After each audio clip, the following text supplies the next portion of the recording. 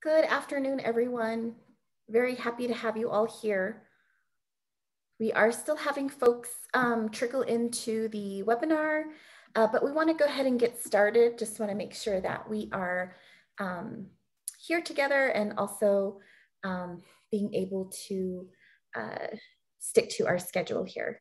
My name is Jolene Holgate. I am the Training and Education Director at the Coalition to Stop Violence Against Native Women. We are focused on providing training, education, policy advocacy, and support for tribal communities, as well as urban Indigenous populations within the state of New Mexico. So with that, I'm going to go ahead and pass this to our facilitator for the event, Dr. Christina Castro from Three Sisters Collective. Christina? Good afternoon, everybody. My name is Dr. Christina M. Castro. I am coming to you today from Ogapoge, Santa Fe, New Mexico. Shout out to Lady Shug, wearing her shirt today.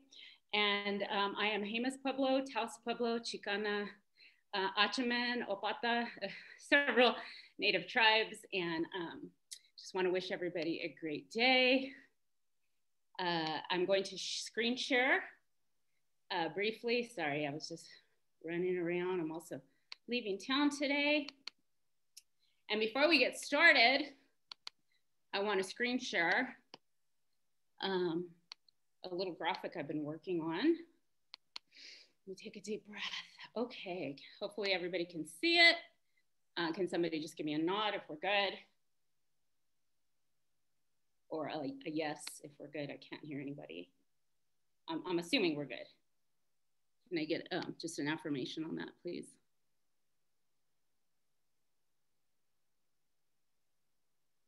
Can everybody hear me? Let me make sure. I'm sorry, I can't hear anybody, and I'm not sure what's going on. Yes, we can hear you, Christina. Okay, awesome. Thank you. That's all I needed. Okay, because sometimes you start talking and then you're on mute or something. Okay, so before we start today's unpacking the gender binary and gender violence, let's just look at this trifecta, visual trifecta I created for you. So it's important as we move forward in the dialogue that we understand that the gender binary is a social construct that defines a set of respectability politics in Western colonized countries. So this trifecta is buoyant. It's always in motion. It's very alive. And we see that playing out in the church, in the state, and with science. So all these are working together through the systemic structure of settler colonialism to impose these ideas of marriage, compulsory monogamy, hetero and homonormativity. And so, I mean, the church, let's start with the church as a perfect example. So we have the church, you know, recent developments. We know what's going on with our children's, finding children's bodies in the, behind boarding schools. And we look at how the boarding school policy and the separation of family is a very strong arm through the church, impacting the separation of Indigenous families, basically since the beginning of colonialism. That has worked in tandem with the state, the church and the state, as an arm of colonialism to remove our children from our communities, separate families, traumatize our communities. And we see that trauma being, I guess, rekindled with recent news developments. Also looking at the state and its enforcement of marriage, the gender binary as a social construct, man, woman, single family households, compulsory monogamy, marriage as an arm of the state to not only control people, but to control the respectability politic that's embedded in there. So you also see now in the modern culture, you see homonormativity, which is more of like how we can perhaps as queer and two-spirited relatives participate in the Western construct as long as we follow the path of marriage and monogamy.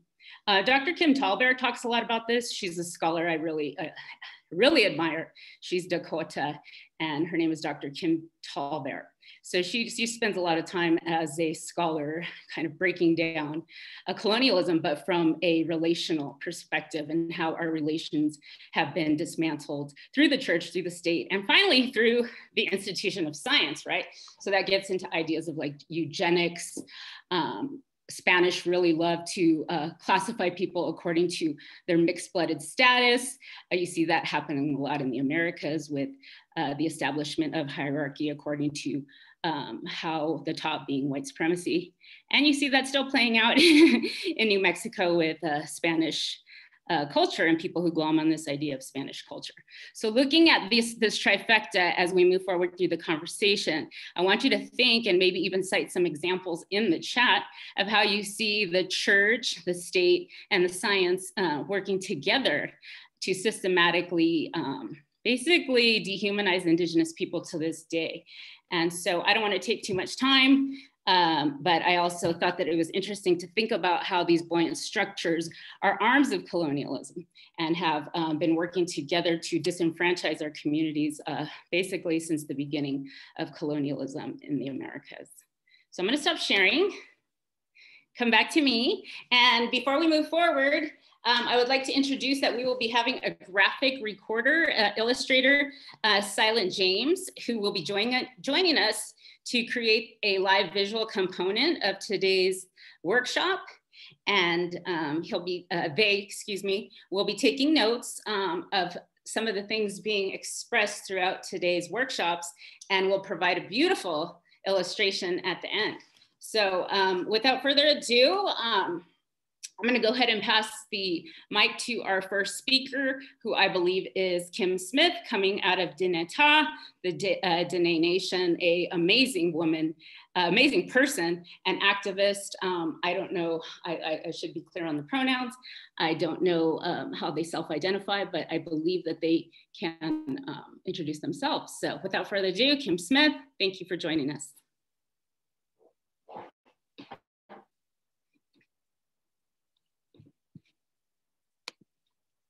I'm sorry, I thought Renee was going first. I believe Renee was having some technical issues and I'm not sure if they are on. I'm here. She's on. Oh, awesome. Last thing I heard, you lost electricity. So yay, yeah. We're back on schedule. And I hope we're not off schedule. And so without further ado, Renee Swope, I'm not sure where you're coming from, but I think you too may be from somewhere wonderful, I'm sure. So go ahead and introduce yourself. Yes. Awesome. Thank you very much. Renee Gray and Shek here on in Slots asking Bashishin, and I'm calling actually from a Yambaton in Mexico, which is a small little community just east of Gallup. And I do have a little presentation to show. So let's see here with and here we go.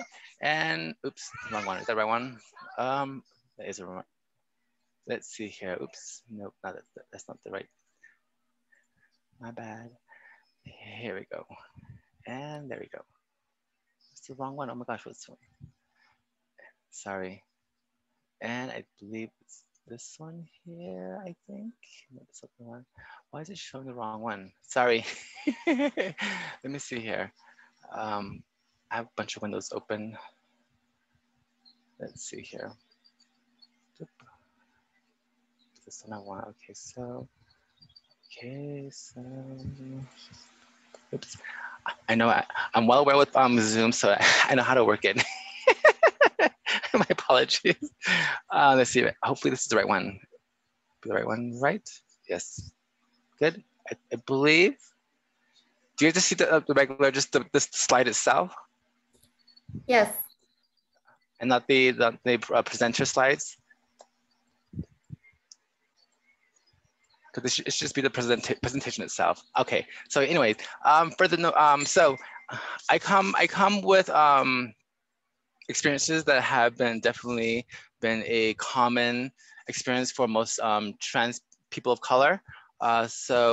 And here I have it titled as the Trans LGBTQ 101, Gender Bias and How It May Affect Law Enforcement. And this actually comes at a very vital point and actually a turning point in the visibility for trans people in the United States right now. And it's very important because right now, with the help of Pose, which has definitely put a great spotlight on the trans community, and that we've never had this much exposure as well as this awesome visibility that we have right now. And so that also takes into question how well this new spotlight of visibility will bring attention to the trans community, because never in our existence have we had such great visibility for trans people. And I do honestly believe, I hope that most great things will come out of this, but also the fact that a lot of bad things will come out of this as well. So this really comes at a great vital point in trans history right now, because law enforcement are part of the issue as well when it comes to trans violence. And let's see here. So again, my name is Renee Gray. I am from Yambato, New Mexico, and identify as a Diné trans woman. And I go by she and her pronouns. And these are some of the lived experiences that I've personally experienced and continue to experience today. Discrimination has basically been a part of my everyday life. Poverty, exploitation, homelessness, addiction, sexual assault, and violence. And these are very not common uncommon with the trans community. Oftentimes we are forced into the streets, not by choice, but because most employers don't choose to hire us.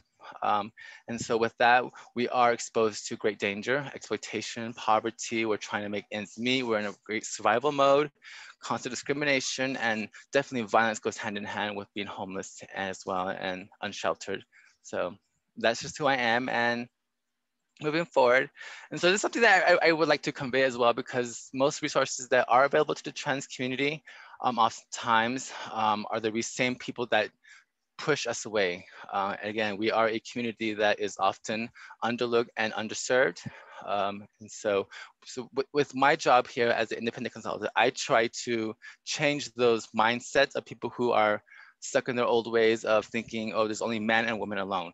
And as Dr. Castro had conveyed, the gender binary, oftentimes the gender binary does make the third gender and others invisible, and does impose great violence on those people who don't identify within that gender binary system, which is a social construct that needs to be totally destroyed and wiped away and erased from your mind, as well as that whole mindset of heteronormative, because not everyone identifies as heterosexual. I just say that the only reason that is there is because most people are heterosexual, and that is a common thing, and that's why it is available, and that's why most of our mindset has developed around that heteronormative construct, which is totally not true, because there are people who do live outside the social construct.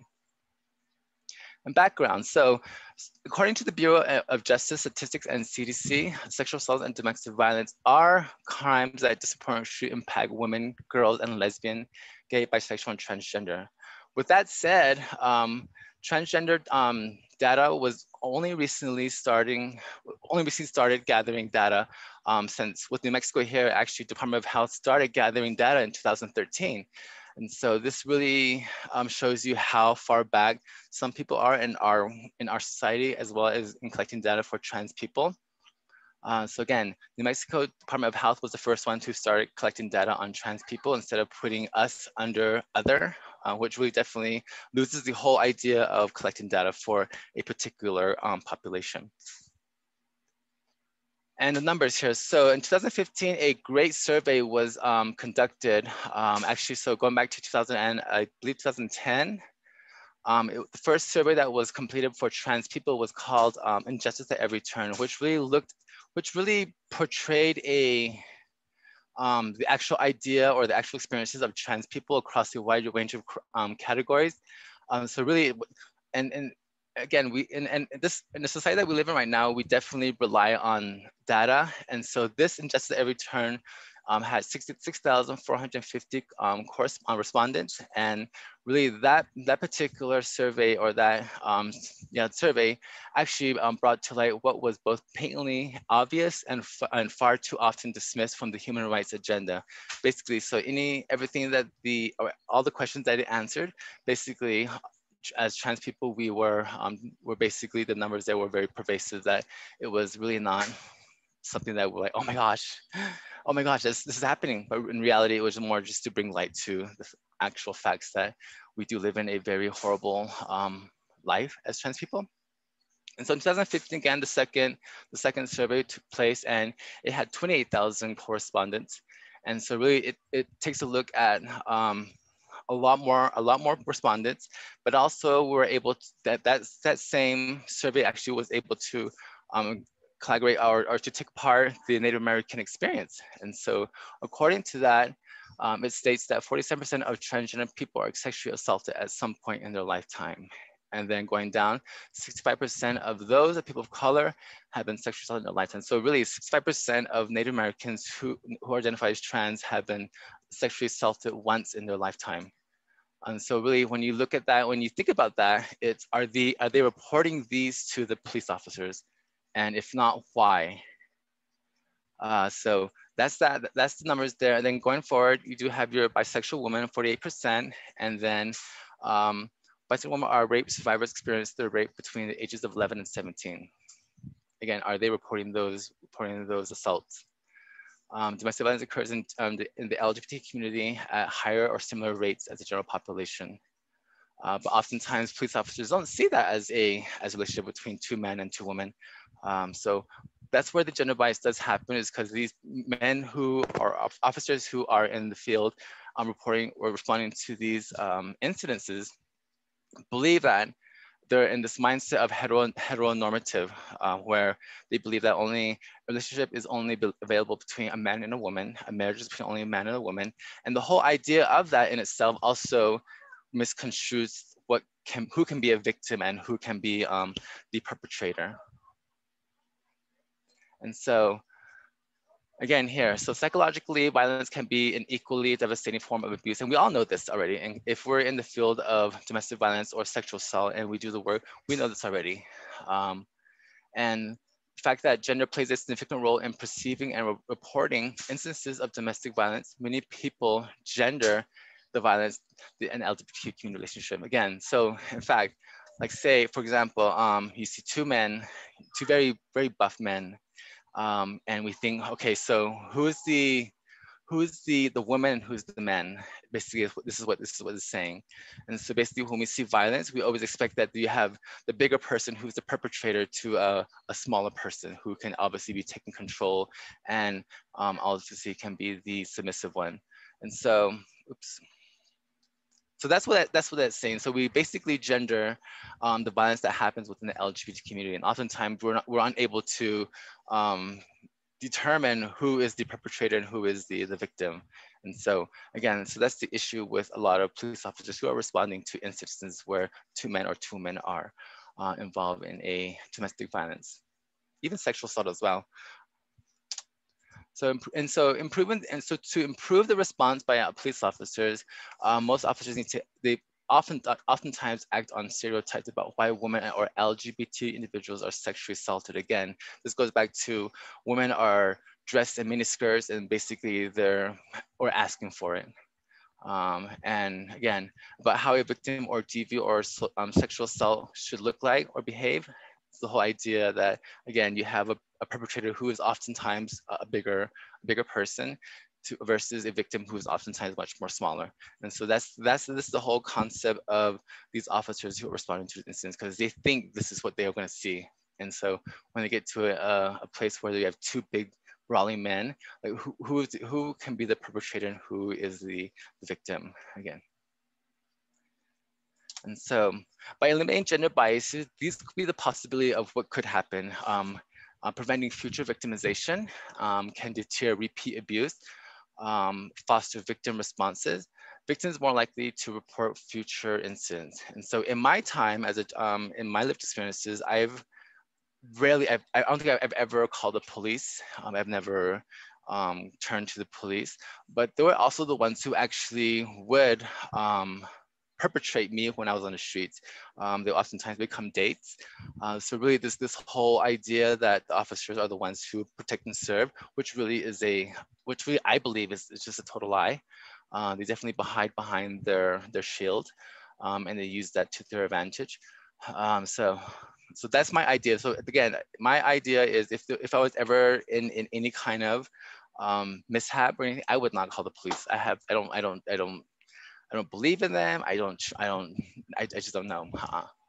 So I believe, so I do believe educating them in certain aspects when it comes to their own biases, I think would help create a much more better, safer society where we actually can call on them and ask them for help. But that's just wishful thinking, I believe, but hopefully not. So we've come to the end here. So really, so my question here, really, it stems around the whole idea of how to recognize and address biases and assumptions and stereotypes about victims, and how do we see that, and how can we move and shift our values and our thoughts and our mindset from this, what we've been taught our whole entire lives, to think, okay, these are the possibilities that could possibly happen. So if you read this, How to Prevent Gender Bias, a tall man in good physical condition and with no visible injuries goes to the local police precinct and reports that his boyfriend, with whom he lives, has been sending him threatening texts and voice messages over the past several weeks, and that the night before his boyfriend had assaulted him. The responding officer looks at the man skeptical and tells him that he's not sure that he can take a report based on the situation. The officer tells the man to think carefully about whether he has a crime to report and to come back another day if he still believes he needs assistance. Take this for an example. How can we recognize our own, if you were the officer, how can you recognize your own biases and assumptions and your stereotypes about this particular person? How can you change this to allow this person to come back to you again to report anything that would happen? So I leave you with that, and so hopefully I'm able to convey all the important information that needs to be conveyed.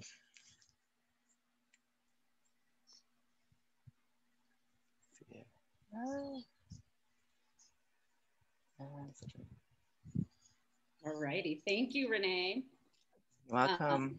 Thanks. I noticed you were having some technical difficulties earlier, but we're glad you made it. And what this really makes me think about is the violence, the way the state upholds violence and condones violence in support of the gender binary. So I think that's something we see and has become unfortunately normalized, is knowing that our most vulnerable community members are overwhelmingly going to be impacted by violence because they are not falling into the gender binary construct. So yeah, thank you so much. Do we have a prompt question to put up on the screen? Because then maybe we can introduce that and have a little bit of breathing room before our next presenter. So it's basically the same thing that I had here. The tall man, and how can you recognize and address your biases if you were to put yourself in the same position as the officer? So really, I think, because oftentimes I do believe, even us as people who are doing the work, we often forget to recognize our own biases, and then I think this really helps either way, whatever the situation would be. And also can also question our own biases and assumptions, because oftentimes it goes unrecognized. Right, and back to the church and the state working in tandem, it's like, anything deemed outside of that binary or the heteronormative construct becomes, was viewed as abnormal. Even multi-generational households that existed and continue to exist in our community become demonized in the binary, and the creation of the single family unit in the US, Bell Hooks considers it like the most dangerous place for especially people of color, because it also sanctions violence within that, usually at the hands of the male. Look, let's check out the first graphic. Wow, that is really awesome. Like, that looks like me. You think that looks like you, Renee? Yes, it really does. Yes, with my shorter hair, but yeah, it's okay. Really, wow. That is really awesome. So we're trying to build an interactive component in this workshop, so you have some things to take with you, like a little toolkit. So back to Renee's question, where are you seeing this? Can we pop it back up? Take some notes, and if folks want to share out in the chat, Can we put those that question back up? How can you address, recognize, and wear, I guess, bias, gender bias assumptions and stereotypes, especially when it comes to same-sex relationships, right? Yes. Or just even when it comes to like a heterosexual relationship, oftentimes we always believe that the perpetrator is the man. Oftentimes that's not the case as well. And so I think really we would have to wipe away that whole thought that a man can always be the perpetrator and the woman is always the victim. That's not the case all the time. But most time it is, but it's not always the case. But even if you have like two huge buff guys who are in a dispute, oftentimes most people are left and confused, like, oh my gosh, so who is the victim? What happened here? Like, and so that question of is this something that I need to recognize, or is this something that I have to address myself? That is the biases that I have to see a victim, and the victim always has to be a smaller person versus someone who is always constantly the perpetrator is always a big person.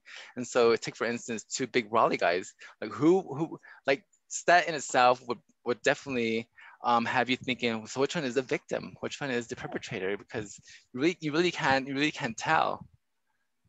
Unless you actually take into consideration that someone can be the victim. And so you start answering these questions. And so I think that would really help officers to really think and to really take what needs to be taken serious, because two big, huge men can definitely have a dispute, can be in a domestic violence. But it's always like the question of who is the victim and who is the perpetrator. And it's not always the case when it comes to domestic violence. Some has to be smaller, some has to be bigger. Right, and that leads to police not taking these issues seriously, or just saying, oh, check back with us tomorrow and we'll see if you still feel the same way. Meanwhile, somebody could be gone within those 24 hours in a DV situation. Yeah, and that's usually the case when it comes to the trans community, because we don't feel faith, we don't have no faith on the police, and so we don't go to them to ask for protection. And so that's oftentimes that's how trans women are killed, and they are killed by their intimate partners most times.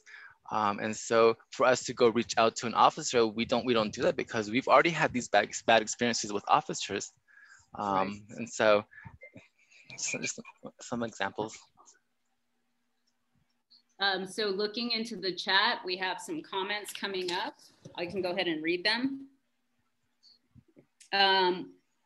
In recognizing and addressing biases, assumptions, and stereotypes, Harrison O'Connor writes, have a diverse community, make eye contact and form relationships with those different people that are different from you, defend people that are different from you, process our own colonized thought patterns, fears, phobias, and trauma in safe containers with people capable of guiding people out of their habitual and demoralizing ways of looking at others who are different.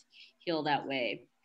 Gina Lopez writes, someone I work with reminds us our first thought is our learned lens and our societal influences. Our second is actually us, or our own lens. That's a good one.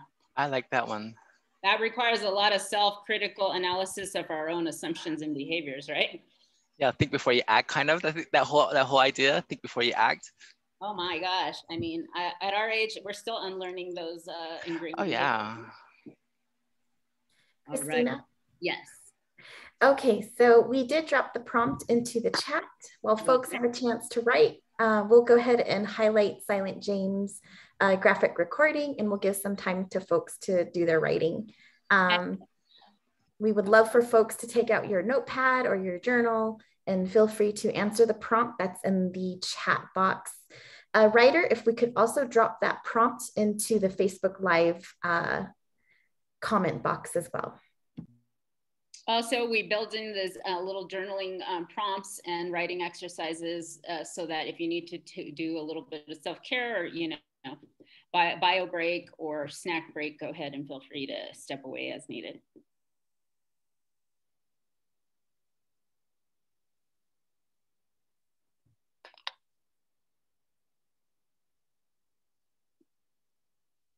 You look so good, Renee. I'm very impressed. I really like this whole thing. I like this. I like it. And it definitely gets all the important points. Wow. That is rain. It is, sounds cool.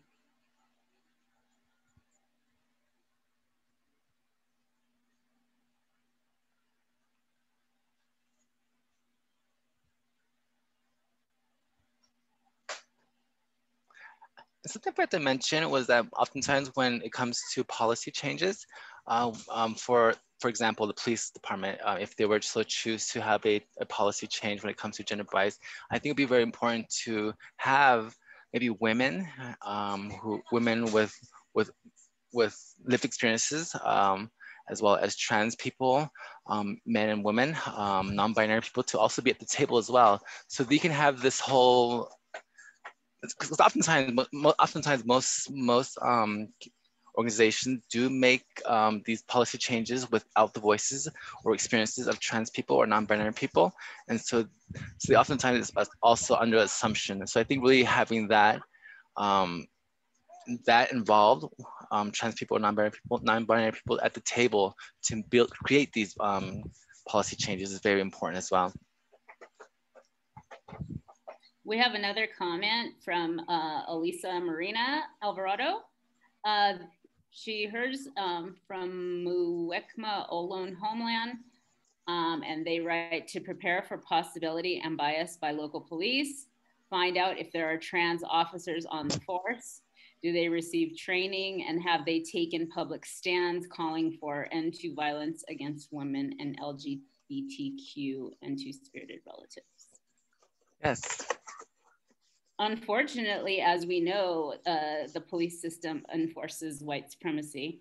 So that's you know, I don't know if that's in their agenda to advocate for those of us who fit outside of that construct. I mean, it's kind of inherently, it was conceived to uphold white supremacy. Thank you for your comment. Moving on to Michelle Curtis. As a case manager, every crisis that comes through the clinic, we always take it seriously. We do the best we can to assist the victim to safety and the right resources. We work closely with transgender community here in Albuquerque. Having the victim or survivor's trust is very important. Absolutely. Oh yes, yes. The same nurse that I had taken my case was definitely very aware of my transgender-ness, and so they were very friendly. So oftentimes people are very hesitant when having to deal with trans people, and the same nurse that helped me was very, she was very well aware, and she definitely took me serious. And I think without that, I would not have stayed there as long as I did. I would probably just ran out and dealt with it later. And so going back to the police training, I do believe Farmington police is, to my knowledge, is the only police force in the state of New Mexico that has had a trans 101 training. So I don't believe any other police force has had any kind of training of sort. Mm. Okay, so I think we're going to wrap up this segment, and thank you so much, Renee, for joining. There's one more comment I would like to read before we reintroduce Kim Smith. Gina Lopez, CCASA, I'm not sure what that is, writes, our systems need work on ways to create safe spaces for officers, responders to debrief about these kinds of biases and questions in their responses. Create spaces that feel safe to officers in their culture to have these important discussions. The systems cultures have within them very problematic practices of perpetuating a hardened way to analyze other human beings. Saying all this to say culture change is a long and difficult road, and that's coming from Gina out of the Colorado Coalition Against Ethics. And so that makes me think of what I love to talk about with regard to Indigenous futurisms, right? So in the Black community, they have the Afrofuturisms, writers like Octavia Butler, and now we're starting to talk a lot about the Indigenous futurisms, but that's the future that we are creating now for future generations, my daughter, my daughter's children, And so as you know, as we know, systems are slower to change, and usually top-down approaches take much longer. People are ready, movements are ready. So keep moving, folks, keep moving. Culture change is a long and difficult effort, but we're here for it, right? So we have to be working for the Indigenous futurisms we may not be seeing today, but our future generations will. So on that note, I would like to again reintroduce Kim Smith, an amazing activist I'm honored to be on this platform with. Thank you, Kim, and you have the platform. Thank you, Dr. Castro. Thank you for that beautiful introduction. Thank you to the Coalition to Stop Violence Against Women for setting up this space here for us. Such a beautiful healing space. First off, I just want to make sure that y'all hear me okay. We kind of have a funny system set up here where I'm calling in from my phone, but watching myself on a video through, okay, perfect. As Dr. Castro had mentioned, my name is Kim Smith. Todachitni nishli do sitna jeni bashishchin ashin dashche do kia ani dashanele akut audina staninishla. I consider myself a citizen scientist. I have been studying a lot about my community for the past several years, and really looking at land body violence and how it normalizes gender violence. I do have a slide, if we could put that on the screen now.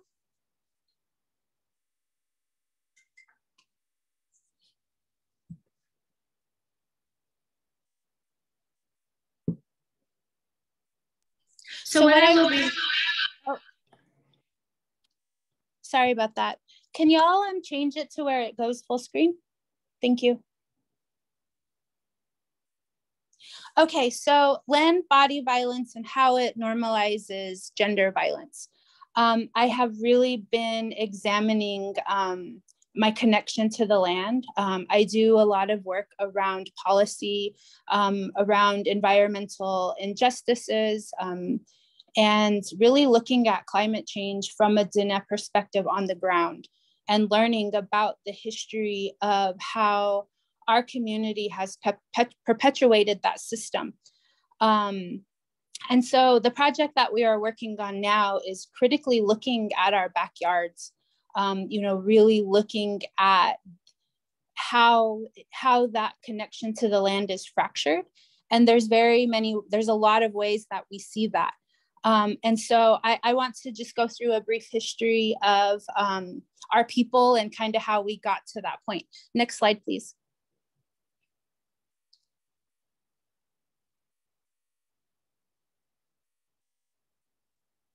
I'm sorry, isn't on? I just like changed it to full screen and. I'm sorry, honey, you might have to put it back because it's a PDF file, not an actual presentation. You're just gonna have to scroll through the document, but if you could make the document bigger, that could be helpful too. Thanks, honey. Oh my God, thank you, honey. So on June 1st in 1868, the Navajo Nation government was established. This really ultimately created a change to our traditional society. That's actually not the next slide. I'm sorry. Okay. It's okay. Just making sure that. Okay, so, and then in 1922, our homeland was broken up into 24 districts. And then 110 chapters were created, and these served as, you know, town halls and things like that. And in the beginning of our so-called government, the only way that the council could meet is if there was a federal agent there. And so John Collier is somebody that, you know, has set up did a lot of the exploratory exploration for natural resources. He was the commissioner of the Indian Affairs. And he ultimately was the one that helped train the Navajo men to be politicians, but also seeing this fracturing of the land and accepting it and allowing for that invasion to happen into our homelands. And so then trading posts also came around this time. And prior to that actually is the introduction of rations. You know, that was something that came from the long walk when our people were forced to march in Huelte. And this set up this fracturing of our food systems to where we went from farming and planting and irrigating to being dependent on processed foods that the federal government supplied. And then from there, traders came in and started to trade. And so then it became this shift in our economy and this introduction of capitalism through trading posts that ultimately came in to capitalize off of Dene goods, our food system. And as this is happening, the men are also off to work. The currency changes where, you know, it is monetary, you have to work for your wages. And so the federal government then set up our homeland to ultimately be an energy corridor for the Southwest. Our men set up the railways, they built coal-fired power plants, mined for uranium, you know, exploratory drilling for oil and gas, you know, all of these things, which ultimately created this huge shift.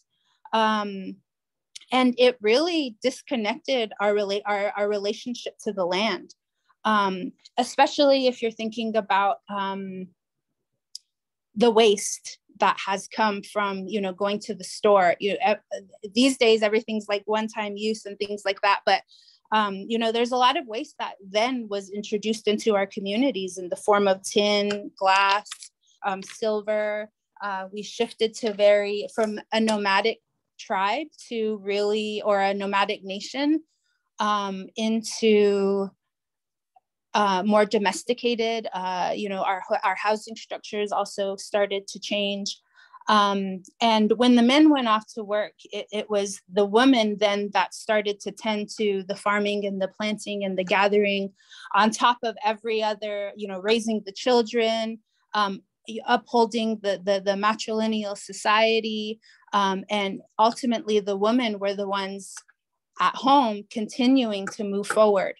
And so next slide, please. The other interesting part that has come from this time period is that our men were taught by cowboys, by white men, to build the energy grid. Here is a picture of them laying the El Paso pipeline in the summer of 1953. You know, all of that exploration that John Collier had did, you know, it was ultimately to set up this energy grid, but it's also a new wave of patriarchy, of toxic masculinity. And the churches also came in at this time. You know, Dr. Castro talked about that as well. In 1902 is when the Catholic churches started to come in and invade Dine-Bekeya. You know, there was slave trades like right in the vicinity of the church, and they started to privatize the land and those types of things. And so also, yeah, Mormons, somebody just brought up in the chat, Mormons, you know, they took our children, they took our land, they took our children. And so it came, and all of these traumas came in different ways so that they are able to remove us from our land, disconnect and fracture that relationship to the land, so that they can get to the minerals underneath them. And so really what this new wave of patriarchy really taught us that we as relatives and the earth are disposable. You know, and by any means necessary, they have invaded, explored. And one thing that I see is that, you know, violence sees no gender. It invades and it violates every living being.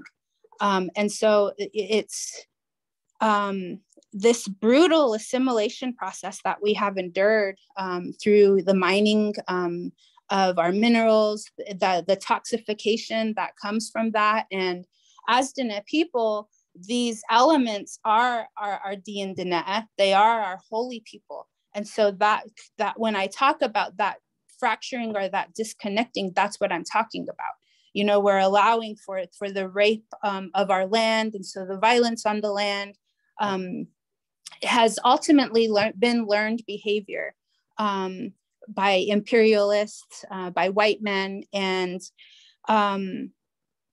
we are to the point where we're actively inflicting that violence in our own society. And it has a major impact on our mental health. All of this violence and trauma that we have really inherited. And we really have to look at that and how, you know, in 2021, how are we normalizing it? And by how we're doing that is we're hiding it. We're hiding all of these traumas. We don't talk about them. We don't talk about, you know, if you're an LGBTQ relative, you're forced to be hetero in a lot of our Diné society. You have to hide that identity. And that has a huge impact on our mental health. We hide sickness. We hide abuses, whether they're like sexual abuse, mental health, domestic violence. And we see a lot of this normalizing. One example is, you know, how we treat unsheltered relatives in the streets. You know, we some folks ignore them. You know, they're seen as like peasants rather than like relatives and actual beings, and that need that love and nourishment, or even down to the point of somebody who is sick, who has such heavy trauma that they're carrying, that their only outlet is, you know, to drink or, you know, do those types of things. And we're not critically coming up with ways to examine that mental health issue that we have in our community, and that disparity. But also it ties into the land. When we're fracturing the land, when we're mining for these things, there's a lot of pollutants that come with that. And our systems, next slide, please, you know, really perpetuate this. And the rape of the land has really set up the foundation of our great nation, that quote unquote great nation that they say. You know, the Diné folks name themselves great, and the US great, and all of these things. But this really also introduced a new wave of gender roles. The matrilineal society structure, the society of clan mothers was replaced by federally appointed folks. And to this day, we really have to examine what heteropatriarchy is and toxic masculinity, as well as toxic matriarchy, because that's also a very real thing in our communities, is that there are femmes that uphold those systems. And we really need to self-reflect and heal. And we're so far from healing our traumas that we are actively inflicting destruction. Our traumas are normalized, and we are so, as a Navajo government, what I see is that they are desperate to please the white man and are so dependent on the economic system and imperial values that they'll continue for the destruction of the land. And the biggest question is, what are we going to do? And how are we going to acknowledge and heal all of this violence and trauma that we are really inheriting? I can honestly say that I'm inheriting traumas. And so through the work that I'm doing right now and looking and examining all of this, it really makes me critically think about myself and ask myself, what is in my backyard? What is my relationship to the land? Especially if I'm out doing these kinds of talks and things, like I had to really reflect and look in my backyard, and what I'm seeing in my backyard is trash dumps. Next slide, please. And it's doing these, so what we do, somehow I ended up in waste management and cleaning up a lot of illegal trash dumps that are in our communities. And in cleaning this up, it's like an archaeological dig, and learning about the history and learning about like the consumption and the capitalism that was brought into our communities. Next slide. And cleaning it up. Because most of the time, these landfills are in our watersheds. They're toxifying our water. A lot of times it's alcohol specific. Like, we're only picking up trash in certain areas that is alcoholism. And it's because there's, you know, relatives that are hiding that addiction and drinking as much as they can before they have to go home to their normal lives. And so then they're throwing their trash out the window and things like that. Next slide, please. And yeah, if you could just go through the last few slides. And so the work that we're doing is cleaning these up and really looking at how do we repair our watersheds. We really have to, without water, there's no future. And that's the biggest thing right now is we're in a drought, and we have to figure out how we are going to plan moving forward, how we're going to heal from all of this violence that we have learned and continue to carry, and create solutions. And so after we clean up the trash dumps, we do remediation where we plant healing seeds in the form of hemp and sunflowers and mushrooms and cultivating those. And I'm out of time by now, but I just wanted to really show you all what I've learned on the ground doing my work as a citizen scientist. And it's a lot of work, and it's multidimensional. And we really do have to critically look at our backyards and how are our communities really living. And it's interesting too, because there's this big land back movement, and I think a lot about that in this time. And when we get the land back, how are we going to nurture it? How are we going to cultivate our ancestral teachings of living off of the land, especially when we're in this climate crisis? And so I am going to, if y'all could put the prompt up for the next question. Thank you.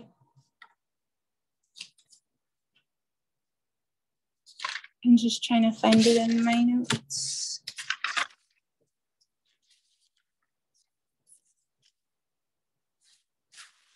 Okay, so a lot of the answers then are in our backyard. Like we really just have to look and examine what our relationships and how they're fractured. What is in your backyard, and is it healthy? Is it violent? And also, what is the connection to the land? What is your connection to the land? What is your action to reconnect and heal and talk about all of these things that we're addressing? As you know, Renee had mentioned, as Christina and everybody else moving forward who are going to be presenting. So I just wanted to share that with y'all. Thank you for your time, and thanks for listening. Yeah. Yeah. How did that sound? Was that good? Yeah. Got to say it fast, huh? Thank you, Kim. That was a moving presentation, and you should all be seeing the second prompt question in the chat box if you need to reference it. What is your action to reconnect? What is in your backyard, literally? Is it healthy? Is it violent? Is it generative? Is it dry? Is it parched? We'll give you a minute to answer that and take a look at the graphic recording as well. If you need a bio break, feel free to take that, and we'll have a few minutes before our next presenter. Thank you.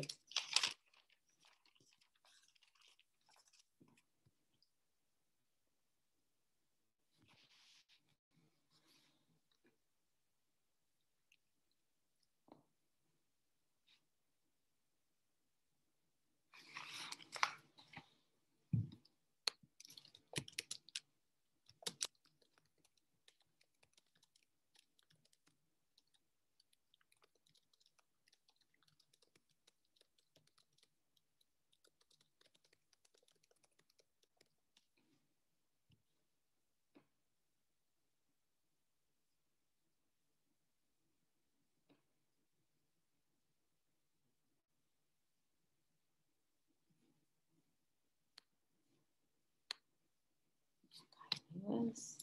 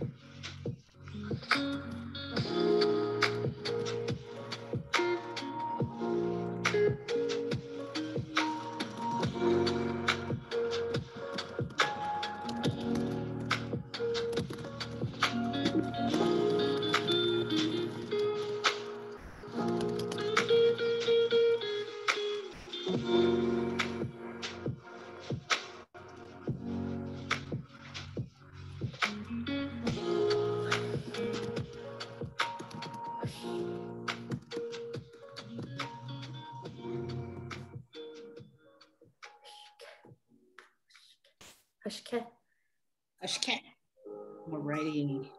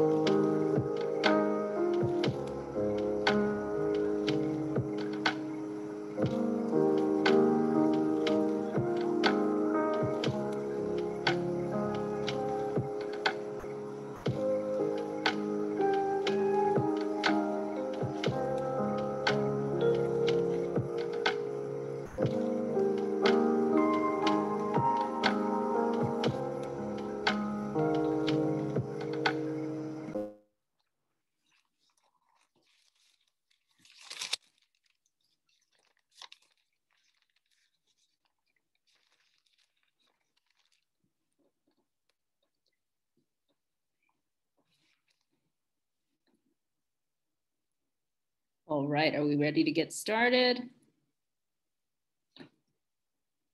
Is everyone back? All right. So we're at the top of the hour already. Time flies when we are having fun and talking about interesting topics. So let's move on to our next presenter. And that is Rod Cascala, coming out of Nambe Pueblo Healthy Family Services.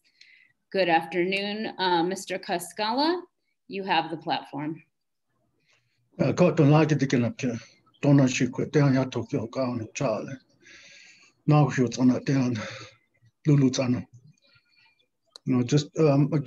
I'm from Zuni Pueblo. I'm here in Nambe Pueblo as a domestic violence prevention coordinator.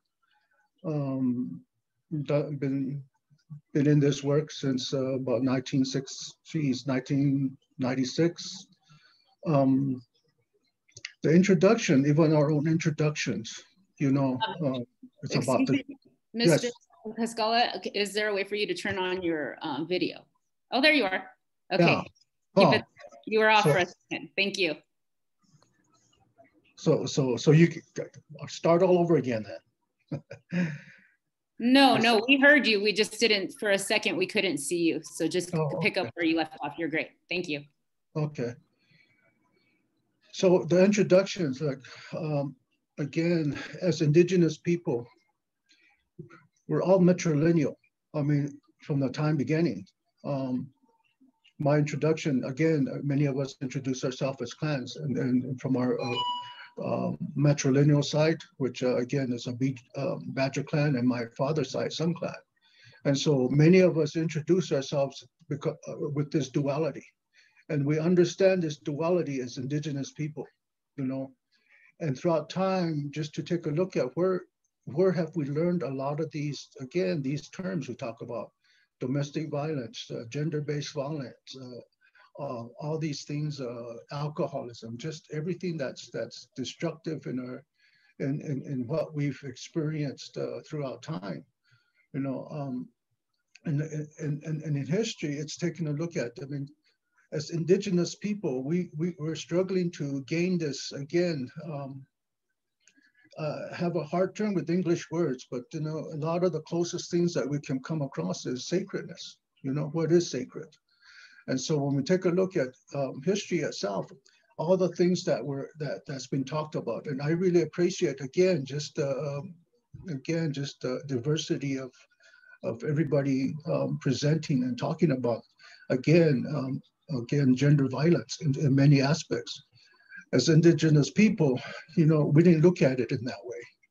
What was passed on through us in time, you know, the colonizers in Europe, I mean, they already were oppressing women and children, and their mentality was about ownership, about property, about resource, about wealth, and all the things that were legislated, the laws that were enacted, again, to keep that control and power over the land, their own women and children, animals, property, all these things were passed on. And even within the witch hunts that came across, you know, and what they did, the devastation to people, you know, because of the assumption of them being that way. And they brought all these things, these tactics, this torture, this behavior to us as Indigenous people. And also what they brought was alcohol, you know, that we don't really look at and many times associate, you know, many times in this mentality of where we are and take a look at. And so when they came across, they came with all the legislative laws that were in place with this, building really strong belief systems, you know. And so when they came to us to colonize all of us in ways in what to be assimilated, and their vision was to terminate all of us, you know, as Indigenous people, to take all the land, again, the mentality, and then utilizing Christianity, you know, as far as that, and sending all the, again, missionaries to all the Indigenous population to Christianize and then to civilize. And then the boarding school, you know, that was the last of the impact that happened to us, to strip away many of our understanding and teachings. And so what I bring is wanted to have you to take a look at the duality, you know, like I said, we never, you know, judgment was never there in our ancestral way, in our teachings. This corn illustrates that, you know, we all have our creation story. We all have our beginnings of how we came, and that duality exists within our own communities. This corn is a good example of it. It can self-pollinate, you know, both male and female. And we know that that's who we are. We are both from our mother and both from our father, and we're blended. And so we have this understanding of interconnectedness, you know, the relationship, the kinships, all these things that we relate with in that context of life. And so our language in itself, those of us that understand or speak our language, that's a spiritual connection that we're talking, you know? So anytime we try to translate it English, it doesn't capture that essence of what it really means. And so all these things that, you know, come to realize a lot of things throughout this time, taking a look at some of these words and going back to the ancestry of many indigenous and also my own, you know, to take a look at what these meanings were, you know, as indigenous people, you know, many of us, we had these ancient ones, we had our ancestors, our elders, the teachings, and what they came was with these spiritual powers to foresee the future, which was the prophecies. And so they foresaw what was going to happen, but for us to exist in some way and to continue to be who we are. And we're the blessed ones to have what we have today because of the ceremonial, the dances, again, the medicine people, all these things that we still are clinging to and trying to reclaim with the challenge of all these other things that's ongoing as far as the language, you know. Trauma-informed care was nothing new. It was about, you know, caring for one another. It was about loving, caring, sensitive, you know, as far as our own community, within our own self, and how we cared with one another. You know, the beliefs that came along with, again, with the controlling tactics and behaviors that came instilled a lot of this. And this is what this corn is illustrating. You know, again, the roots, from the roots up, these strong beliefs that capture these things that are our belief system and as communities and where we are today. You know, I mean, just we have this duality. We've done a lot of destruction to ourselves, to individuals, to people, to our families sometimes, and then we know the sacredness of what it really is. And then so we have our traditional ways of life that we're trying to blend into to have this centeredness, you know, to grow in this good way. And so we many times get so confused as Native people as to understand where it is. And then again, to try to find these, our elders, which many of them are not here no more, you know, and who knows the teachings? How far back do we go? You know, what's being practiced? You know, what's ongoing as far as the traditional basis of our existence here today? You know, what is it that's really sacred? And so we have that, you know, we still have that, but then it's just the behavior and actions that go along with that is what's really challenging, because it's work within our own self. It's work with everybody that we're doing with and trying to, again, live a healthier lifestyle, a change of mentality. We're thinking beings, so we think of everything that we do, we think we do, but then it's what was instilled in us, what was, again, as men, you know, our teachings weren't about being loving, caring, and sensitive. And so we've learned a lot of things as far as what it is to be a man. You know, we're very confused, we're very distorted as far as many things that occurred throughout time. And for substance abuse, alcohol instilled a lot more of that into our belief system as far as having control over someone. The jealousy is so powerful that we have with, you know, in our relationships, and not seeing that. And again, parenting, many times we don't know how to be parents. I mean, I didn't, you know, I grew up with alcohol, you know, and everybody drank. And so only one was my grandmother and great grandmother. And then again, the wars that impacted that, you know, and citizenship and all these histories that happened to us throughout time. Even the housing, you know, was talked about here. Head of the household, that term, where did it come, you know? Again, just instilling these strong patriarchal beliefs throughout time, throughout history, and what they pass on through us. And it's legislated policies that make that validity, you know, for us to act that way. I mean, the trauma we talk about, you know, that's nothing new. Our ancestors knew about what was passed on to us, the good and bad from our ancestry, everything that we have, everything that we live today. And we're product of that.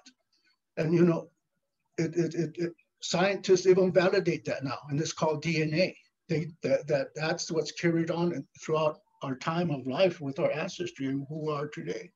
So even that You know, the 12-step program talk about the recovery process. I mean, that even when the colonizers Columbus came and the alcohol, you know, the tribes that were devastated saw what was happening, and they tried to, again, have recovery in place, you know, in the 1700s. And so throughout time, alcohol been used. I mean, again, the genocide that was happening, all these things that was ongoing to try to eliminate who we are and our spirituality, you know, and that's what the boarding school did, was stripped away that spirituality, you know, to try to, again, make us think in a different way. And it really devastated a lot of our communities and cultures, and those that exist, that had the teachings, understanding that's what we're struggling with, trying to bring back, try to relive, try to reclaim, trying to, again, re-educate in many ways our language. Some of us, you know, are trying to relearn the language, you know. So all these things that's happened, we're in this existence. The 12 steps, again, is nothing new. It was way of life. Everything was evolved in a circle and the seasonal and relationships as far as our own, again, human existence of being an infant, a youth, adult, elder, the seasonal cycles, what they call the natural laws that just occurred, that just happens, you know, without us intervening. It's just that process that we're all in, to really not take to not even have that understanding is what's really, you know, basic and hard, because many of us are struggling to our own identity. And so, you know, with the youth, you know, I really commend the ones that are on this as far as doing this work, you know. And again, you know, like I said, trying to educate, you know, those that don't understand and see the difference, and they all see the difference. For us as Indigenous people, they were gifts, they were blessings to us, you know, of an individual with certain character distinctions. They used them as medicine people. They used them for healing in the community. They weren't, you know, again, stereotyped in any way. They had a purpose and they had a meaning in life. And that's what this whole, you know, point of where we are today, because now it's so ingrained in us to separate all these things. And so we're just so spread out, all these things come up. Human traffic. I mean, that's the whole thing, it was time when colonizers came, that's nothing new. It was ongoing for us. That's what happened. And so again, all the things as far as what we're trying to reclaim, to relearn, is to go back further. And so with this cornstalk, it's just looking at the root causes. Again, just the historical context and the contributing factor that instills these strong mentality and beliefs. Again, you know, substance abuse, again, just is a powerful thing. The boarding school that still lingers with some of our elders that never even let go of it, just lived it to try to protect, you know. And then again, the losing of a lot of things that we have, you know, and again, the teachings that are there, the stereotyping that comes so easily, the judgments that come so quickly, you know, upon us, witnessing violence. Anytime we see or hear, smell, I mean, just the sight, everything, we're impacted in some way. There's an impact on us, you know. Again, just the biggest thing is, I think, is unresolved grief. We have a lot of unresolved grief that we don't recognize and realize that's passed on. And depression is part of that, that's passed on throughout generations because of what happened, you know, the traumas. And so the lingering effects. And then with this pandemic, it added a lot more things into this, you know, and not realizing is all these connections we're talking about. Everything is interconnected, interrelated. That's where we talk about kinship, you know, everything that's related, you know, we know that we have that interrelationship with everything that's ongoing in our personal life.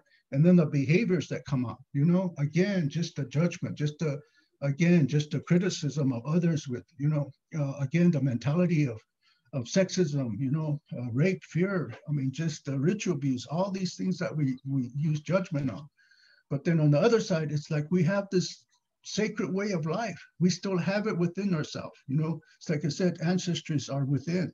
You know, and then again, the teachings of Wellbriety. You know, I mean, they talk about that duality. You know, and it's knowing that there's something that we're taking care of, but then also within ourselves to be sober and well and continue to take a look at this. And this is the heart of who we are, is trying to relearn. And then I hear a lot about the talk of reflection. You know, I mean, it's sad to say we're on individual paths trying to make this happen, to try to become a collective of everything. And even our communities, the challenges that we have to try to open this up, to see again the beauty of who we are, you know, as Indigenous people, as Native people, each in our own communities. And then again, understanding that we all have spirits. We're on a spiritual quest. We're a spiritual people, spiritual journey, you know, relying on elders. I mean, many have passed on, especially the women from the men's perspective. From the men's side of it is seeking help and advice of women, you know. Like I said, my grandmother was grandmother were the ones that I went to, you know, because everybody else, my uncles, grandpas, everybody drank, you know, and the only time we shared was when we were under the influence. And then again, being fatherless. Many of us, I think, are fatherless, you know, and I hear that a lot. You know, I work with a lot of men in that capacity. And again, just the spiritual connection, the strong connections, the cornstalk of that is about ceremonial dances. Again, the gift of others, you know, honoring others. You know, that's another thing too. You know, the jealousy takes over and we don't honor others with the gift of what they have or something that they acquired. You know, and again, just that blessing to give on to them. We talk about these things, but it's how do we act? Do we behave? Do we, you know, what's our involvement as far as that personal challenge of what we do? So again, and then the wisdom, the generosity, the happiness, the fear that comes along with that. So again, just the context of a lot of these things we're talking about is integrating our teachings and understanding how far back can you go as far as what was impacted to us. We hear a lot of things, you know, we hear so many things that's in the history context of it, but how is it that we utilizing it today to make that, again, path clear for ourselves, to have these teachings and understanding. And again, it's everywhere. There are a lot of men doing good things. We started to have something that was, again, in 2019, for the whole year, once a month, we were doing men's groups. And out of, again, the respect of women, we asked Table Women United just for the permission to do this. And then they also wanted to be part of it. So we started to do at least, you know, every quarter to have women involved as a circle process. And so again, that's another thing that we really tried to implement, but then due to the pandemic and closures, everything, it just kind of, we're now in the process of still trying to continue. But again, that's where I kind of put this question in there. For us men, you know, what have we done, or what is it? And I know other nations are doing a lot of things as far as men doing this work. So that's the beauty of it. There's extension outside of here. So again, time goes so fast, and thank you again for your attention. And I hope this makes sense, because it's all interrelated in every aspect of what we're trying to do and open up. So thank you. Oh. Mr. Cascala, thank you for that very important presentation. In tandem with that graphic that Mr. Cascala presented, I have some other really interesting graphics I want to share with you. Do we have his prompt up in the chat box? I'll go ahead and put these up for you to think about, because these are kind of visual representations of what Mr. Cascala was discussing. So this first one I use in different presentations, really looking at the tiers of colonialism as they apply to white supremacy and capitalism working in tandem. This is a good one, especially with regard to male supremacy and patriarchy, and things that were discussed in Mr. Cascala's presentation. I can put this in the chat box if you think you would find this useful in your understandings and teachings. Here is another graphic I also use that shows the connectedness that Mr. Cascalo was referencing, and how violence in the Western culture is, again, everything's working in tandem. You have racism, capitalism, environmental terrorism, settler colonialism, and patriarchy. And within those, this is kind of like a 3D Venn diagram. You have white supremacy working with racism. You have individual over community, leading to what Kim was further discussing, environmental terrorism. And then of course, man under this, the church and state designates man over nature. And that's kind of the hierarchy of Christianity. And then patriarchy leading to misogyny, issues of MMIW, which work in tandem with environmental extraction. And then patriarchy, of course, lending itself to the current state of toxic masculinity. So let me go back, see where we are. Here's the other one and this one. I can go ahead and put these in the chat if you think that they would be helpful. And back to the prompt. So we're gonna give you a minute here to think about the prompts, another 5-minute break in between speakers, more or less.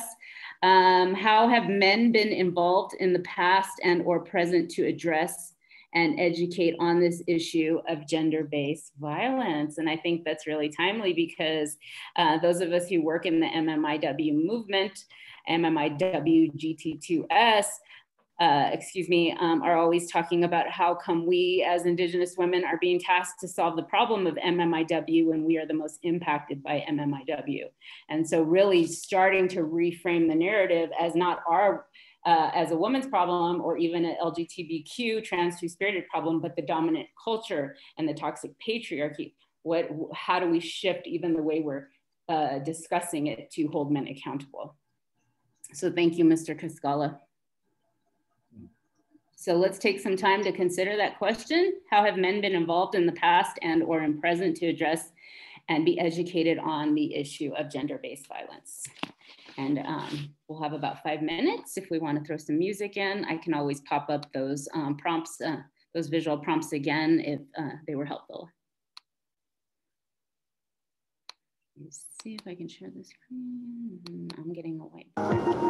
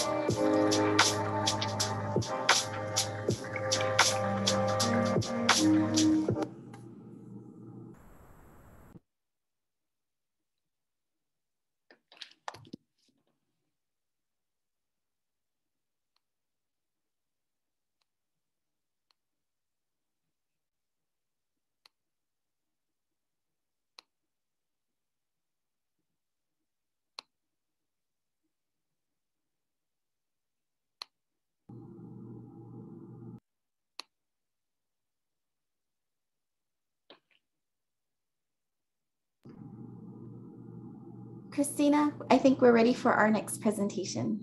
All righty. Okay, let me put my camera back. All righty. All right, hope everybody is comfortable and ready for the next presenter, and that you've been taking some good notes as we get near the end of our programming. So our final presenter, last but not least, is Makai Lewis. He has also coming from Dineta, Navajo Nation, and will be presenting, where are my notes? I'm learning new words. I like learning new words. And the presentation is entitled Remembering and Honoring the Role of Pushke. I don't know how I did. And you can go ahead and tell us what that means and introduce yourself. Thank you. Yeah, Makai. Welcome. Can you hear me? Yeah, you got it pretty close. It's Hashke. Hashke. So yeah, it's a relatives. I want to say Hiahatnskago to the relatives at the coalition for inviting me to be a part of this sacred space. You know, I see this as a sacred healing space right now. So I'm humbled and honored to be a part of this, you know, to be able to share what I feel, you know, as a young Diné person, and how I feel like, you know, the violences that I see could be addressed, you know. So again, I come from a community called Tobehuascane. It's northeast of so-called Gallup, New Mexico. It's on the eastern side of our eastern agency, part of our territory of the Diné Nation. And Donan Shlini E Nahabanin Shlino Zirkani Bashichin, Sinajine Dashichedo, Kachi Edashinella, I Dinan Shlino, but I Ebera Kegit, Edo Yat and Hidini Dolek, to those of you all who are listening. So I created, I'm going to share my screen here with the few slideshows that I have made for you all. So can y'all see the slideshow? Set up? Yes.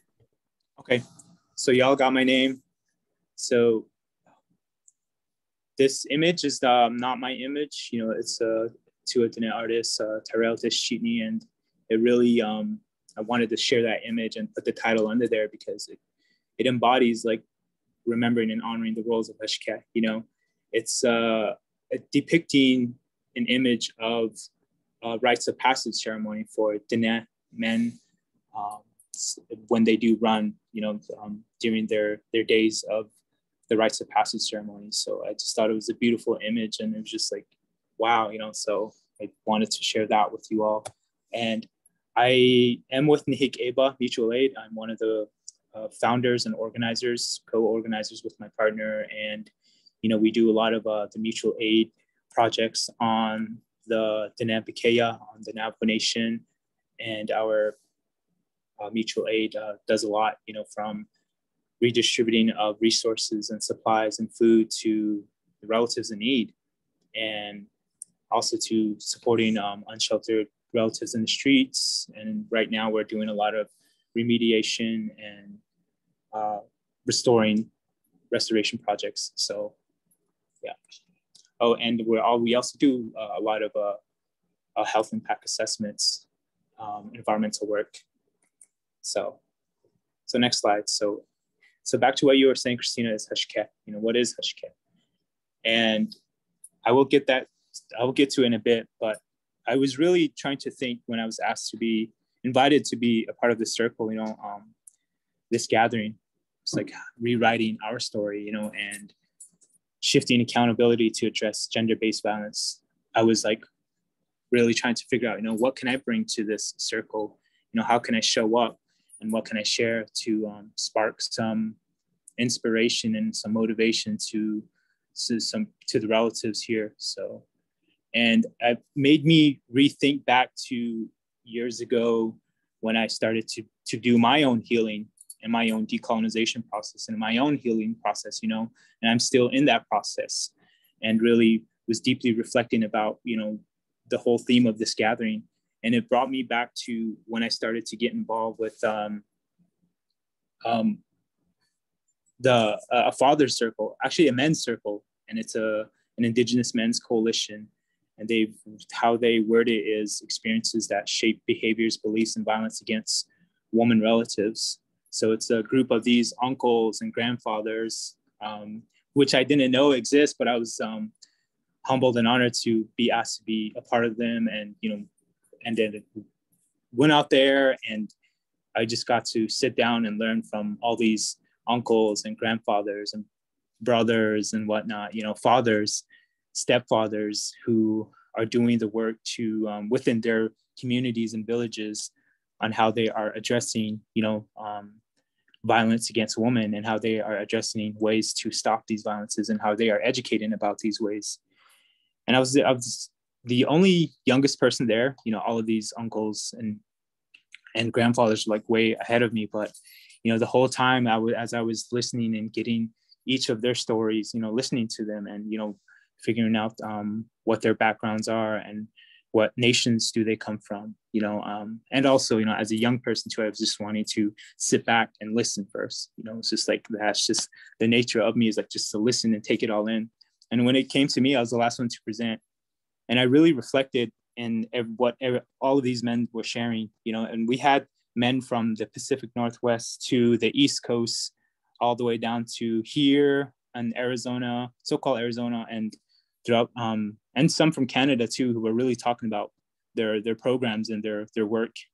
And what I didn't hear that really like struck me was the ceremony, like how rites of passage ceremony wasn't a part of their programs and their ways of educating and their ways of getting back to that, and educating our young men and boys, and how they how they could be molded and shaped it, to really start thinking and really start engaging them into these conversations of gender violence and violence in all forms, violence on all life, because it's all connected.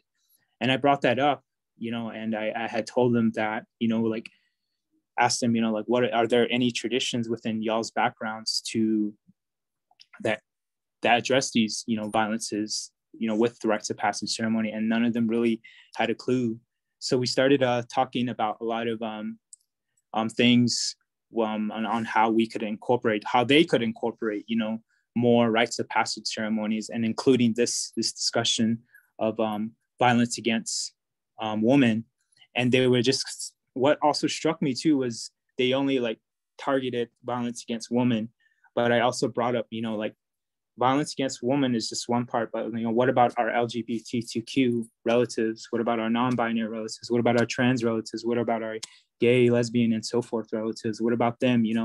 Because you can't just talk about violence against women and not include the relatives here too, the other relatives who are experiencing all sorts of violences as well. So it was just like kind of struck me that that wasn't a part of their gathering. So with that, after that gathering, we continue to reconnect here and there and start to figure out ways that each of these men could address these violences within their work to their communities, with their communities. And we started to get creative. We started having calls, and one of them, I had talked about our rites of passage ceremony as the men, and really started to think about it too, and how there was a lack of that, and I broke down a lot of the things that were within our rites of passage ceremony, and reflecting back on mine when I was younger, and like the things that I was told, and the things that, elders and mentors from back home have shared with me, and matriarchs. A lot of it were matriarchs who molded and shaped me. So that was what I had shared with them. And one of the coolest projects that they started in the South was these uncles. They started to bring back the horse, like how do they talk about gender violence and violence against women while working with horses, and the teachings of horses within their nations and whatnot. So a lot of it was like, it was a men's program, but also it's in a way they try to bring, the teachings of horses back, and really like incorporating like this talk about the violence and everything. It was just really beautiful to see, and you know, trying to kind of also beautiful to be like to see it come to shape. So that program is still going, but those are just some of the things that we've done, you know, and fast forwarding a few years later, I kind of helped like guide this single father circle too out here on the res with a relative of mine, and he wanted to start it within a community, and he had no knowledge of, you know, ceremony, had no knowledge of yeah, basically that. And I was privileged and lucky enough to have, you know, that who privileged and lucky enough to know from elders and mentors who have knowledge of that. So he wanted to create this program of how do we engage our single fathers into the discussion of, you know, what sobriety is, and how, you know, that how they could, you know, step up and end violence against women. And they were just centering it on women again. So I had to like go in and mention like all these other like relatives that need to be included too. So we made sure that sobriety was a big part of that. You know, they talked about sobriety and also reincorporating these teachings of Hashke from the rites of passage ceremony. So Hashke for us, in my understanding and in my learning process, and what I was told and what I'm continuing to learn, Hashke is like really like fierceness, that the spirit of fierceness, the spirit of discipline that our people embody, that they, you know, teach by, that, you know, that it was just like really it embodies a lot. But what I could share about and talk about is that it goes back to down the spirit of fierceness and Hashke. And a lot of this was talked about and re-instilled was in our ancestral rites of passage ceremony. And, you know, I could say so much about the men's ceremony, and but with respects to, you know, what I could only share, I'm only going to share here on the space. So that was really a part of it, you know, the teachings of Hashke. You know, it's just like this hard, fierce love is how I see it, a fierce love and a disciplined love, to where you're not going to be lazy, to where, you know, your actions and what you do is a reflection on your ancestors and on your whole family. So like everything you do like was really strict in a way. And I really thought about that. Was like today, like we don't have those, and we hardly ever hear of, you know, the boys' rites of passage ceremony, the kinalta. You know, it's more so centered on the girls' kinalta, the rites of passage. And I'm not trying to speak down on that. You know, I'm just like, it's in my observation that this rites of passage that really like shaped it and really molded our young men and young boys back in the day is starting to die out, you know, and it's a scary thing, you know, and a lot of what is shared in there could be like discussions right now, you know, like about like how we could, yeah, songs and prayers are in there, but also we could really include like talks like this, spaces like these could be really put back into those ceremonies, you know. And the reason why I think that it's not being done is, you know, settler colonialism, you know, and heteropatriarchy. You know, settler colonialism has really like disconnected us from ceremonies like that. You know, it has like disconnected us from those teachings of Hashke and those ceremonies.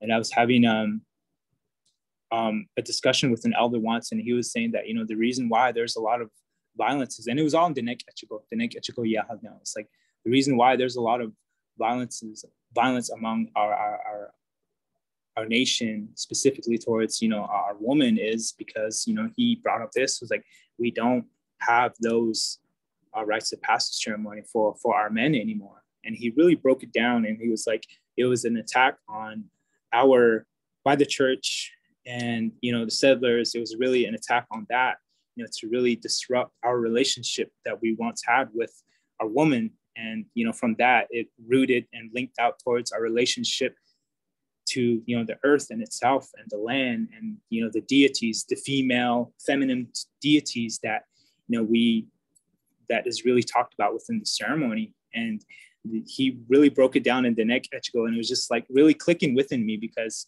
it makes so much sense, you know, like the lack of this ceremony, it has created a lot of unbalance. And, you know, I am an advocate for this ceremony to come back. And I try to talk about it with my younger siblings and other like younger relatives, as well as like these teachings that I was brought up with, and also that need to be taught about, you know. So with this, you know, the lack of hashket, the lack of the rites of passage ceremony that is not really being done today within our nation. You know, I for me, and just my organizing and being back home and on the ground, I feel like it is leading to, you know, an imbalance to all life. You know, it has caused like, you know, no like gender violence is violence to all forms of life. You know, there's no compassion and respect for life.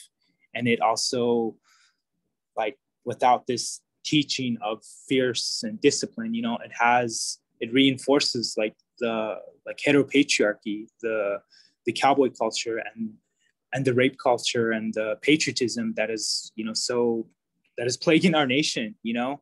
And it also reinforces like the sunny boy mentality, the Yaj lords, and, you know, laziness and everything, to where like, you know, like we uphold like these Yaj lords and sunny boys within our families. And what I mean by Yaj lords is that, you know, like a lot of the men back home and boys back home, they're called Yaj. It's just like an enduring term to where like, oh, like they're my Yaj, they're my sunny boy, you know. So with that, it's like they get a pass for everything. They get a pass to not wash dishes. They get a pass to not like be included or to sit up in ceremony. And it's just that lack of hashket, that fierce discipline that I was referring to back in the day, you know. And all of this has led to what I feel like, you know, the resource colonialism, you know, like as Kim had mentioned earlier in her presentation, like the men have really allowed, you know, the violence to really come into our territories, and it's in violences in all forms, which led to issues such as, you know, missing, murdered, and Indigenous relatives. And, you know, I just felt like I wanted to share that part of just wanted to share this and what I wanted to bring to this discussion. And so part of what we do with Nihik Eba is, you know, like we're a mutual aid group, and, you know, we do a lot of, as I mentioned, we do a lot of redistributing, restoration, remediation projects, and also mentoring some youth too as well. So with the knowledge and teachings of hashket that we know, we try to implement it back into what we do, you know, and share it too, skill share and knowledge share with our young ones, that, you know, that it's not okay to, you know, trash our homelands, that it's not okay to be, you know, a violent relative within our territories and just like other hashket teaches us too, that we need to step up, you know. We need to step up to really, you know, step up to and show love to our unsheltered relatives, you know, and really show them the love and caring that they need too, because, you know, that they're going through some things too as well. So this is just a little bit about like what we do at Nihik Eba. You know, there's so much more that I could share, and so much more that I wish we had more time, but I wanted just to share some images of, you know, like what we're doing here, what we do with Nihik Eba Mutual Aid. And, you know, we also try to reclaim a lot of spaces, you know, and going back into ceremonial homes and really like talk about these things that I'm talking about, and really try to engage with elders and medicine people and asking them like, what are our ancestral ways of addressing these issues, these gender violence, you know, how would our ancestors do it? You know, what are the ceremonies for it? And from that, you know, like really going through the ceremonial processes, and then from that going into planning mode, you know, of how we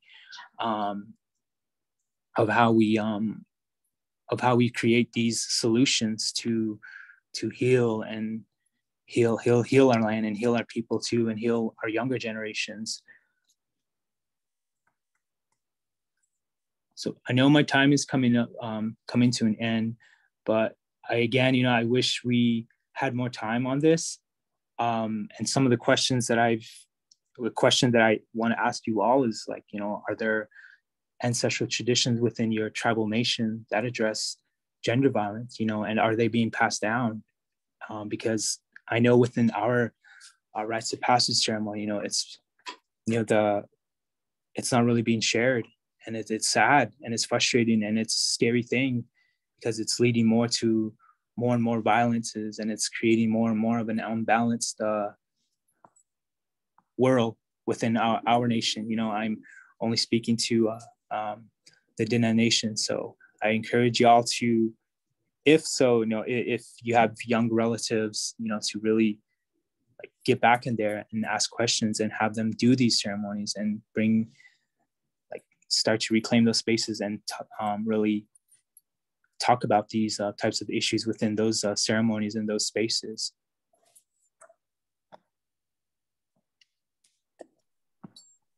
Yeah, Makai, thank you for your words.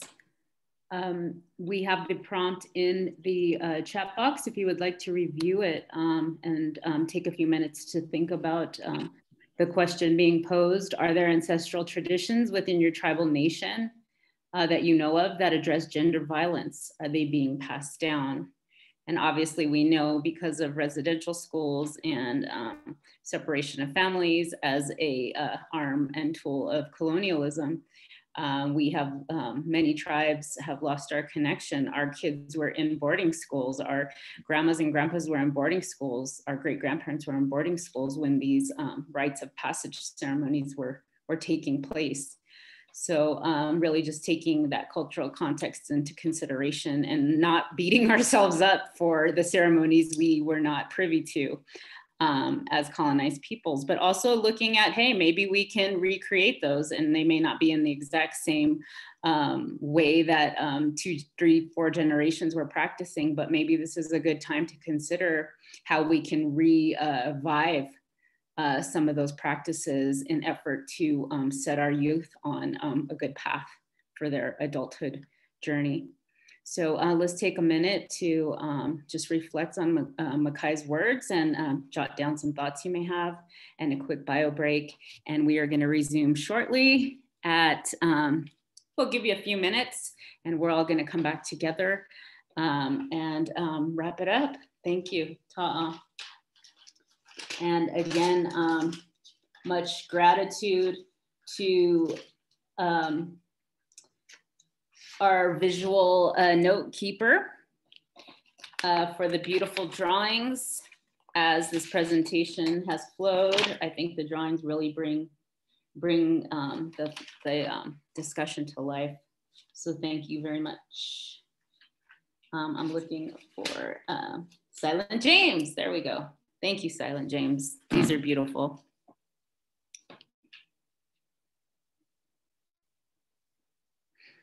And also, as we are nearing the end of our agenda, want to just remind you all in the chat box, we do have an evaluation for folks to submit after the workshop has ended, and give us some ideas and thoughts on future presentations. All of this that you're writing in the chat box, all your thoughts, we will take them and review them and use them to define future programming, and also collect data for the Coalition to Stop Violence Against Native Women.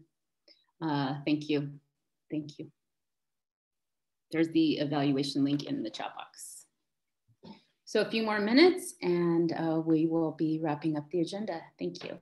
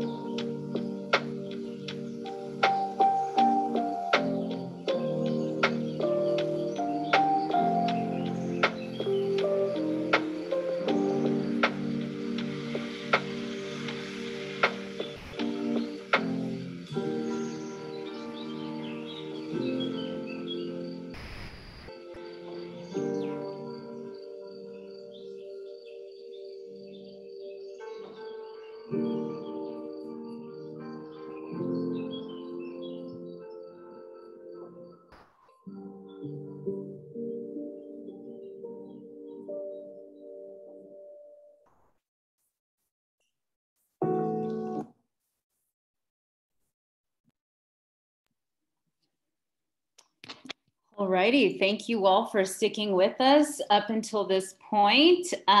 We are almost done with our agenda, but we're not letting you go yet. I just want to say, wow, I learned a new term today, Yaj Lords. Wow, that's a good one. Hadn't heard that one before. Thanks, Makai.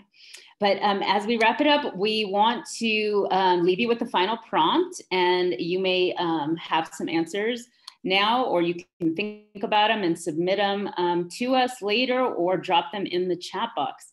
So let me go ahead and find the prompt. There's so many comments in the chat box that I'm looking for the final prompt for you all. Hopefully somebody's putting it back in the chat. Okay, so action. Okay, so sometimes we go to these long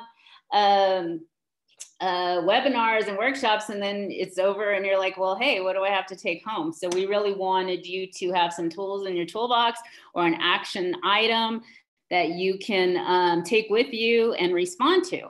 So the final prompt that we have for you is based on your previous responses and our wonderful speakers, our wonderful and informative speakers. What is something that you can commit to doing in your personal life, community, workspace, school, etc., that you can agree will help to address gender-based violence? I know it seems huge and insurmountable at times. And, you know, maybe in a perfect world, some of you men can start a men's group in your community, but maybe the work really is a personal endeavor, and it really needs to start in our own hearts and minds, right?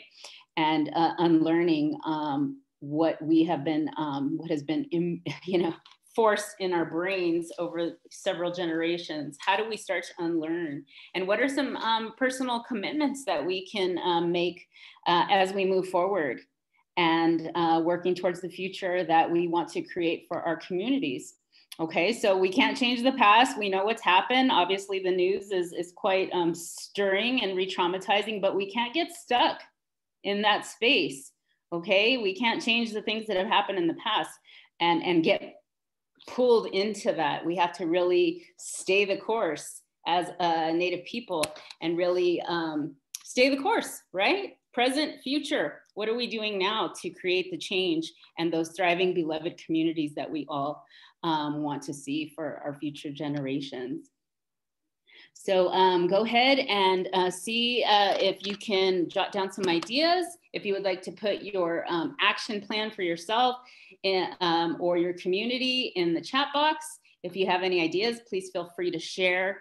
If this is something you have to sit with a little bit longer, feel free to respond via email. And we hope to collect some information from you all, and hopefully you can have some other information from others that will help you moving forward.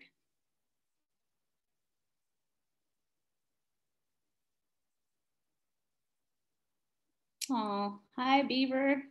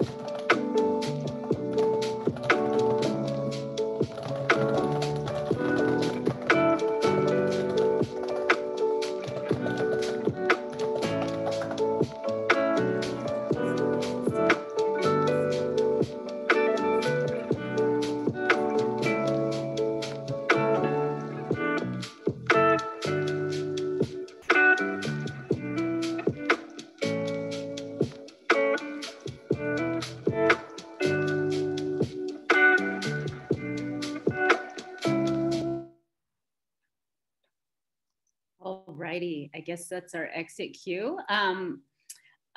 In closing, I would like to say ta'a, thank you, and tiwa, my Taos Pueblo language, and tebanopa, thank you, everybody. That is my Jemez Pueblo language. And thank you all. I've learned new Indigenous words today. I've learned new phrases. I've learned so much, and I'm sure, and I hope, and I'm sure you have. I'm not going to say hope because I really believe you all have learned a lot, as I did. Thank you all for your comments in the chat. Thank you to the Coalition to Stop Violence Against Native Women, Jolene Holgate and Honey Sunday, for your work to make this webinar possible. And with your generous support, we can continue to provide additional programming for you. So please feel free to help support the org. Thank you to Angel Charlie, Executive Director of CSVANW, and all the other wonderful employees that work there, Jovita, Markel Musgrave. I mean, what a wonderful organization. I'm so honored to be a panelist, not a panelist, a facilitator. Yeah, that. So thank you for holding space today. It's been a wonderful 2 hours. I've learned a lot. And again, let's stay in that sacred space. Ta'a, thank you.